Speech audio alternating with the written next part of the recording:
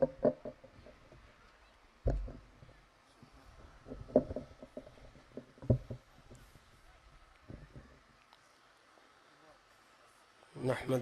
ونصلي ونسلم على رسوله الكريم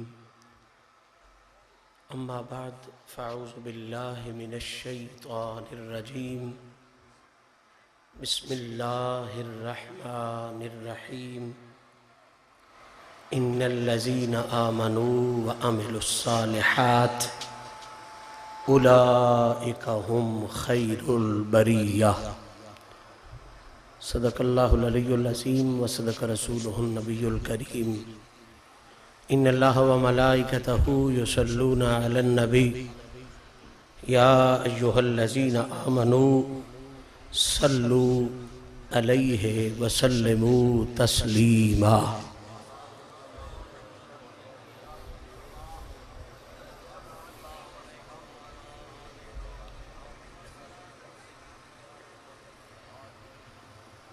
ہے درخشندہ ترین اقبال قمر الدین کا،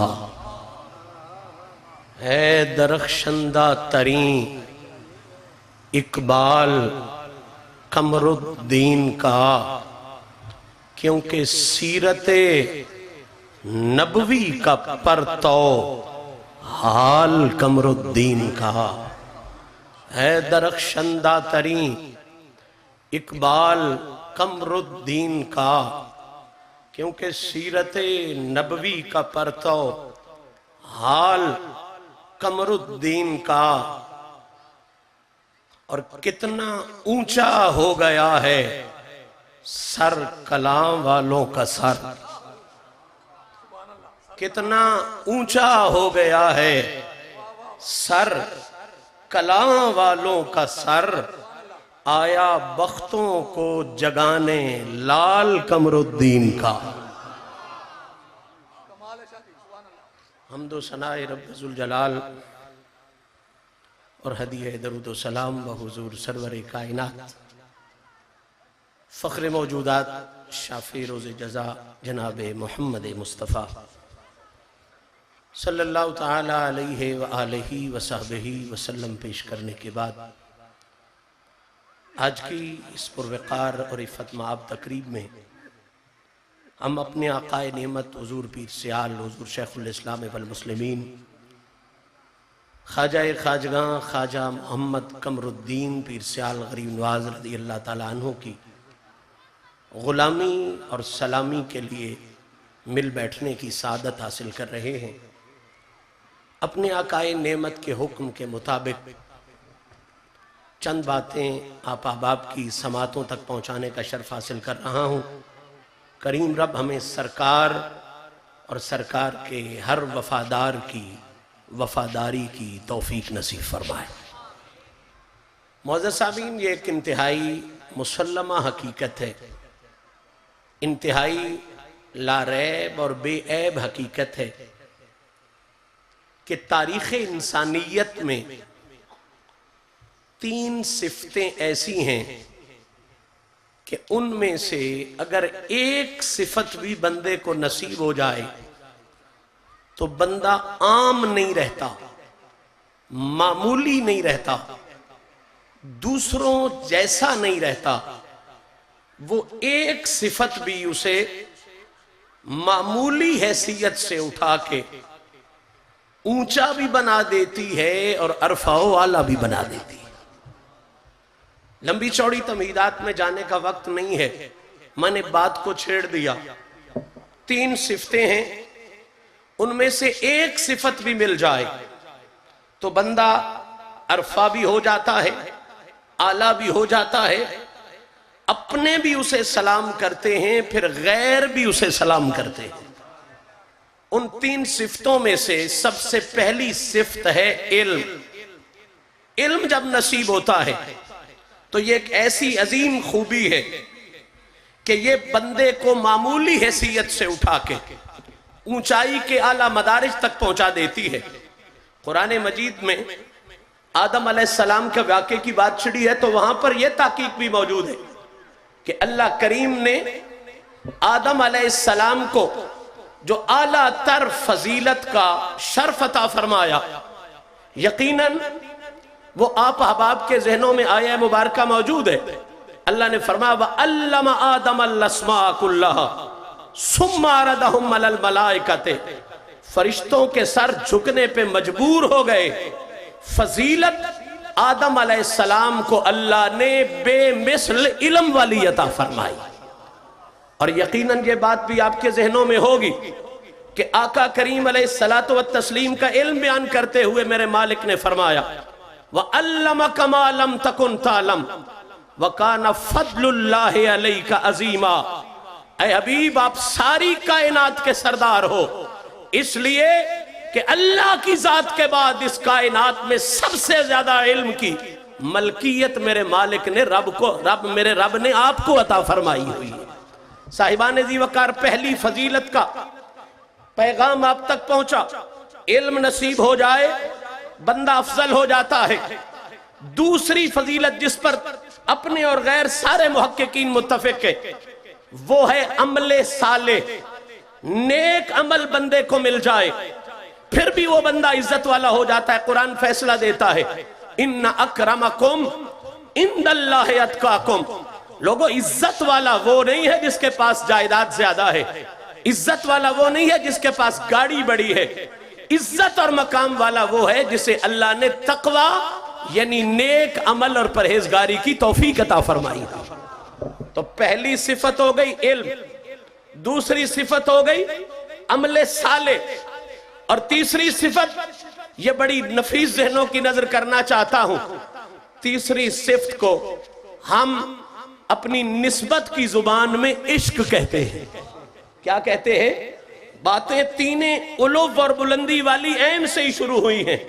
علم بھی علو تک لے جاتا ہے، عمل بھی علو تک لے جاتا ہے، اور عشق بھی علو اور بلندی تک لے جاتا ہے۔ میں اور بات نہ بھی کروں تو اتنی بات تو آپ کے ذہن میں ہوگی کہ حبش کا وہ کالا غلام جسے مکے کے چودھری پیڑھی پہ نہیں بیٹھنے دیتے تھے، وہ کعبے کی چھت پہ کھڑا ہو کے یہی پیغام نہیں دے رہا کہ اتنی بلندیاں ملی ہیں تو مدینے والے کے عشق کا صدقہ نصیب ہوئی۔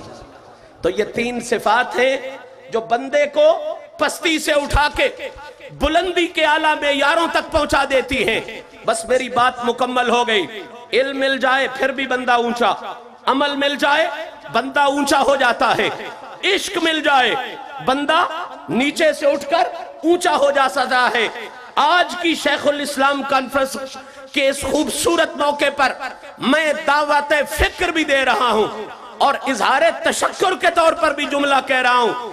کسی میں ایک صفت آئے اپنے بھی اسے سلام کرتے ہیں، ان تینوں میں سے ایک صفت آئے غیر بھی اسے سلام کرتے ہیں۔ جس پیر کا ذکر لے کے میں بیٹھا ہوں، آپ بیٹھے ہیں، اللہ نے اسے ایک صفت نہیں اپنے دور میں ان تینوں صفتوں کی سرداری عطا فرمائی۔ اس کے علم جیسا کسی کا علم کوئی نہیں۔ مجھے ایک ایک جملہ کہنا ہے، بات لمبی نہیں کرنی۔ علم مفتیوں کا بھی بڑا ہے، علم شیخ الحدیثوں کا بھی بڑا ہے، قاریوں کا بھی بڑا ہوگا۔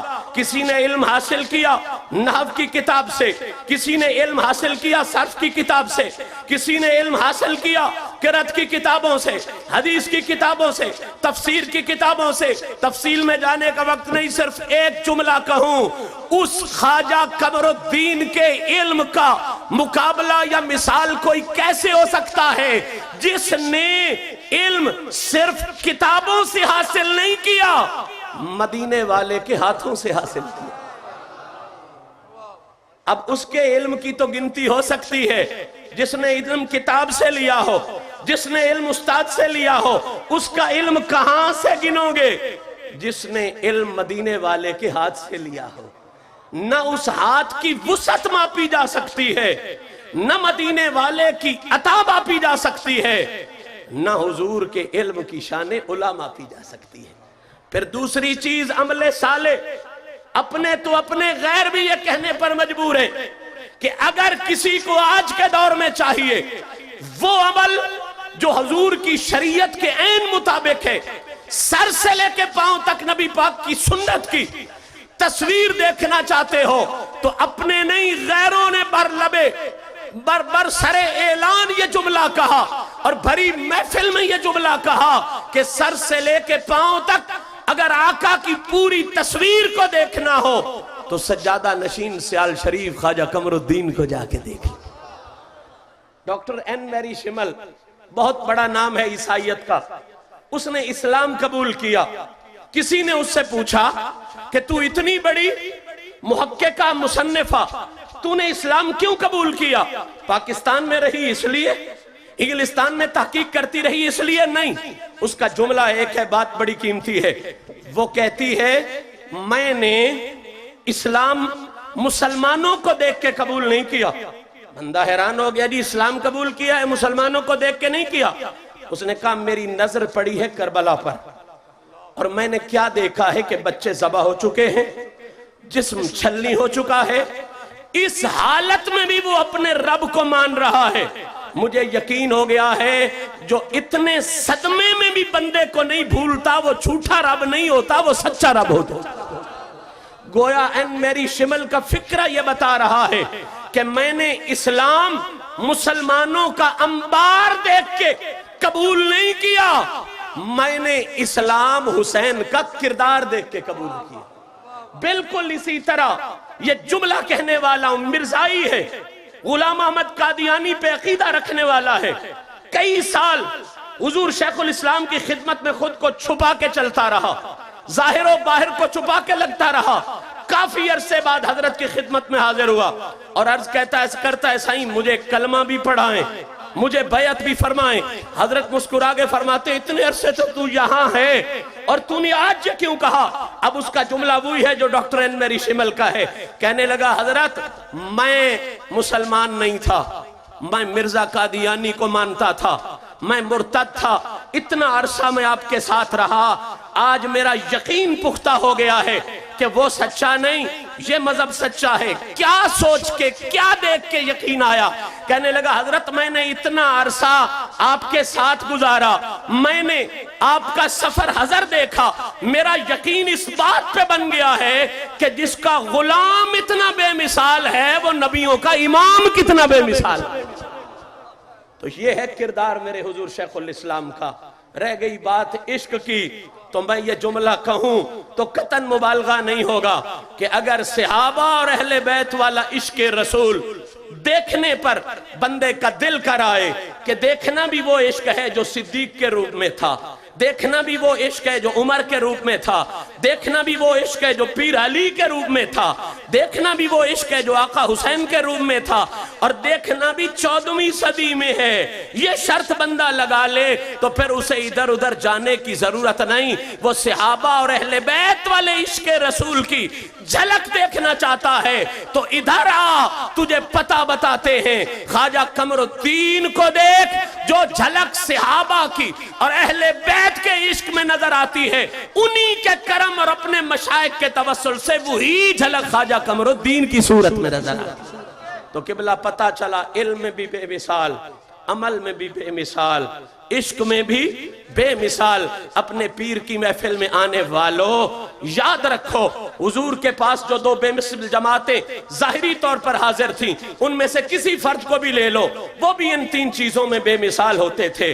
عالم بھی بے مثال ہوتے تھے، عمل کے لحاظ سے بھی بے مثال ہوتے تھے۔ صحابہ ہوں یا اہل بیت ہوں، نہ صدیق جیسا عالم ملتا ہے، نہ علی جیسا عالم ملتا ہے، نہ صدیق جیسا عمل کرنے والا ملتا ہے، نہ علی جیسا عمل کرنے والا ملتا ہے۔ اور پڑھ کتابیں، نہ صدیق جیسا عاشق ملتا ہے کائنات کو، نہ حسین جیسا عاشق ملتا ہے۔ تو یہ تینوں صفتیں ان بے مثل بادشاہوں میں وراء الورا تھیں، انہی کے توسل اور وسیلے سے مشائخ میں آئیں اور پیر سیال کے روپ میں پورے جوبن پر آئیں۔ یہ کانفرنسز کرنے کا بنیادی مقصد یہ ہے کہ ہم بھی اپنے شیخ کامل کی سیرت سے سبق حاصل کریں۔ یاد رکھو سیالویو، علم پیر سیال کے آستانے کا ترہ امتیاز ہے، علم سے تعلق بناؤ۔ عمل پیر سیال کے آستانے کا ترہ امتیاز ہے، عمل سے تعلق بناؤ، لیکن علم اور عمل لے کے پھر خشک ملا نہ بن جاؤ، ساتھ میں عشق کا رنگ بھی چڑھاؤ۔ یہاں عجیب مزہ ہے سیال شریف میں، کہیں صرف عشق نظر آتا ہے تو علم نہیں آتا، عمل نظر آتا ہے تو عشق نظر نہیں آتا۔ سیال شریف کا کمال یہ ہے، یہاں عشق بھی جوبن پر ہے، یہاں عمل بھی جوبن پر ہے، یہاں علم بھی جوبن پر ہے، کیونکہ ان تینوں چیزوں کی انتہاؤں کا نام خواجہ شمس الدین ہے، خواجہ محمد دین ہے، خواجہ محمد ضیاء الدین ہے، خواجہ محمد قمر الدین ہے۔ اسی لیے ہم گلی گلی کہتے ہوئے پھرتے ہیں کہ جنہوں تکیاں رب سائیں یاد آوے، دکھی دل دی ان تسکینہ دن، تے جدہ سینہ مدنی آپ بھرے، جدہ سینہ مدنی آپ بھرے، انہوں سخیاں دا جدہ سینہ مدنی آپ بھرے، انہوں صاحب حق یقینہ دن، تے جڑا مشہدی خالی نہ موڑے، انہوں سخیاں دا شاہینہ دن، جڑا تانےوں پیٹےوں سچ ہوئے، انہوں خواجہ قمر الدین۔ سبحان اللہ۔